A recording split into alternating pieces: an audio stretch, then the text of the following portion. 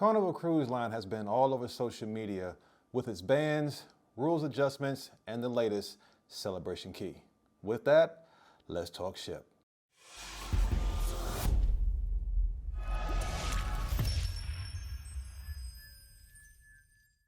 So the first thing, I'm just gonna clear the air for a lot of people because it's still circulating, especially on TikTok, is that boots on the ground and the Clack Fans, they're not banned. Now, they have some restrictions when it comes to the Clack Fans. They are not allowed on any indoor dance floor or the nightclub at all for safety reasons. Now, where they are allowed is simply Lido Deck. That's a lot of times where they have the line dances and everyone has their Clack Fans and things like that. That's where they are allowed. Now, with this one, there hasn't really been, or actually there hasn't been a rule change. This one has always been in effect. And it's that minors are to be back in their stateroom cabins by 1 a.m.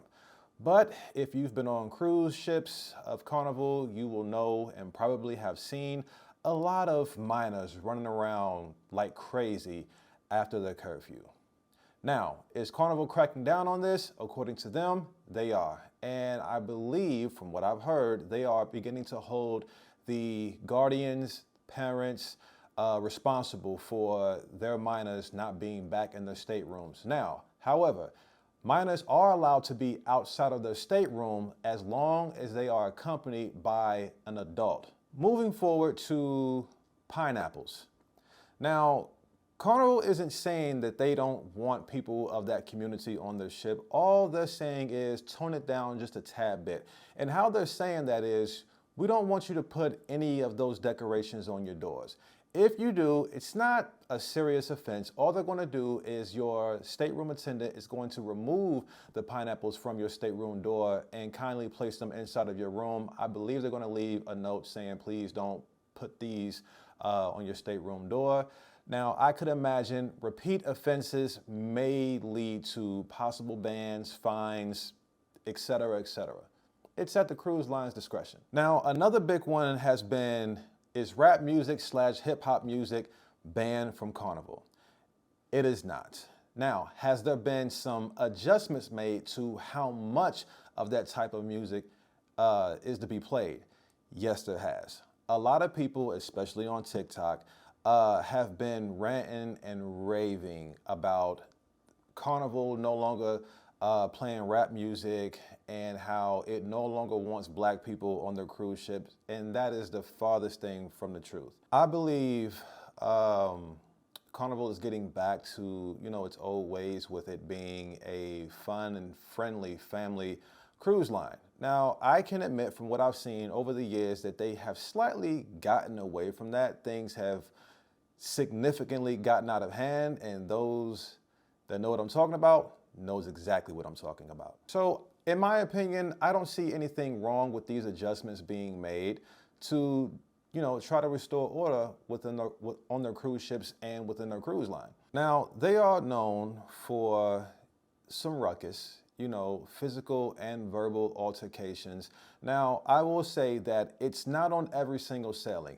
It's just that when those negative things happen, social media is going to push that out, and negativity, it attracts. I can't even say somewhat.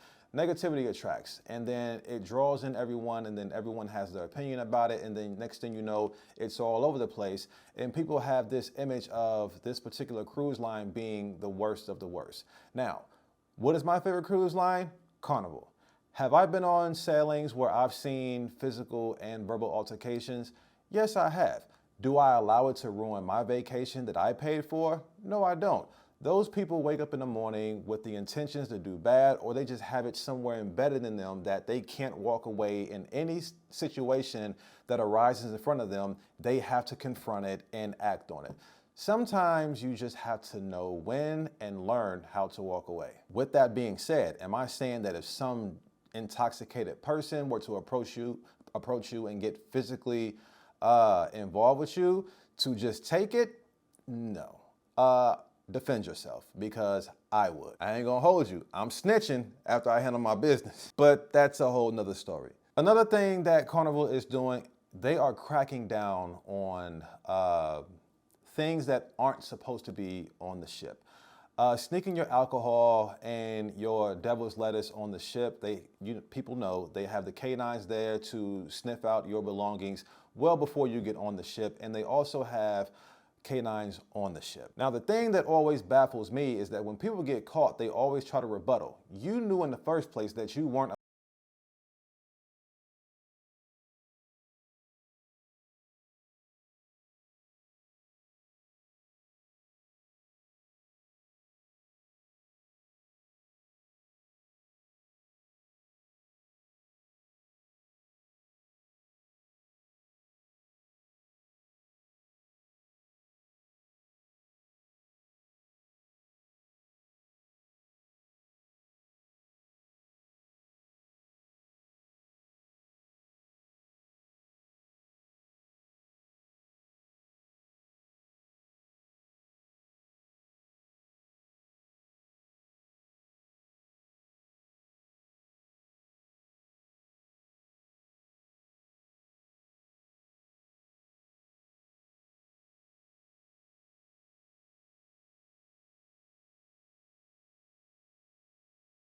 about it back when it happened. So with me informing you guys, please, I know you guys are grown, you're gonna do what you wanna do, it's your vacation, but just know that alcohol and the devil's lettuce is not allowed on board Carnival Cruise Lines. Please know that even if you have a devil's lettuce medical card in your state, hey, it might be legal there, but on international waters, it's not the same laws at all. So you can walk around and flaunt your medical card all you want. That goes out the window. It doesn't apply. You will be fined and potentially banned for life, along on its sister ships as well. Now, moving on to Carnival's newest thing, Celebration Key. There are a lot of people that I have seen that are happy with Celebration Key, and then you have the percentage of people who are not so happy. The people who are not so happy, I've seen where they are not happy with the voucher, the one voucher for the food. All the selections that they have to offer, they're upset that they only get to pick one. Well, they are comparing that to the competition, which is Coco K, presented by Royal Caribbean. On Royal Caribbean, a lot, if not all of their food are complimentary. And I guess people are expecting, were expecting for Carnival to do the same thing since they have been in competition with Royal for years. And what I've told people is that you can't expect one cruise line to be equivalent to the next. Every cruise line is unique in their own way. But a lot of people don't see it that way. They don't want it that way. They want what they want. Well, reality check. We always can't have exactly what we want in life. On my TikTok page, I have a lot of people in the comment section saying that they are completely happy with the one meal voucher. And if they do get hungry, they don't have a problem with purchasing more food or saving their money and getting back on the ship later on to enjoy complimentary food that's provided by Carnival. Another thing before Carnival made the change was the pool noodle, which was $20, and people were in an uproar about paying $20 for a pool noodle that they could probably get from the dollar store. I don't know if it was from all the complaining, but Carnival did drop the price by $10, and yeah, so it is cheaper. Is $10 still a lot for a pool noodle? That's not for me to say. I can swim. I won't need one.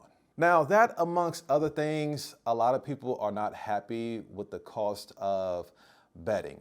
So the cabanas and things like that, the day beds, can range anywhere between $150 to $2,000. Now, if you're paying that by yourself, hey, those are your pockets. But if you're going with a group of people, doing the division on that, can be a whole lot cheaper than paying out of pocket for it by yourself. But if you're going with a group of people and you're going to divide that cost, it could be a lot more cost effective for every individual who plans to participate in purchasing the either day bed or the cabana. Another thing that even myself had noticed is the price of excursions seem to be slightly higher than other ports. Now, could it be that, this is their own private place for Carnival ships alone? That might very well be it. Is this Carnival's private island? This is not technically a private island. A private island is more something like Half Moon Cay. The land that Celebration Key sits on is pretty much Freeport. So the cost of food and the prices, it may be affected because it's not just Carnival's island. It is shared amongst other places such as Freeport. There have been people who have complained about the cost of the slides. They have this thing called the racer slides or something along those lines, and I believe the cost of that is $15 per ride. A lot of people are asking the questions, what's so special about this slide that it costs $15 to go down? Now, I've seen the video on YouTube of the slides, and I have to admit, even viewing it, I'm just like, $15 where? But it's not my establishment. All I can do is just go and enjoy what I choose to enjoy. And, you know, of course, I'm going to have my opinions. Now, I have not been yet. I will actually be there in about 20 days. With all this negative and positive opinions about Celebration Key, am I excited to go and see what all the hubbub is about? I am actually excited to go to experience it because from a lot of videos that I've personally watched, there are a lot of great reviews about Celebration Key. And that makes me more eager to go and, you know, try it out myself. Am I looking forward to the prices of things? I am not. I'm just going to have a great time, get my little footage, get my content, get in the water, do my little snorkeling thing, take some pictures, and call it a day, come back on YouTube and simply share my experience with all of you. If you have enjoyed this video and found this information to be helpful for your upcoming cruises and it provided clarity for you, do your boy a favor, hit that like button, slap that notification button, and also subscribe to the channel for more upcoming content, cruise vlogs, and more.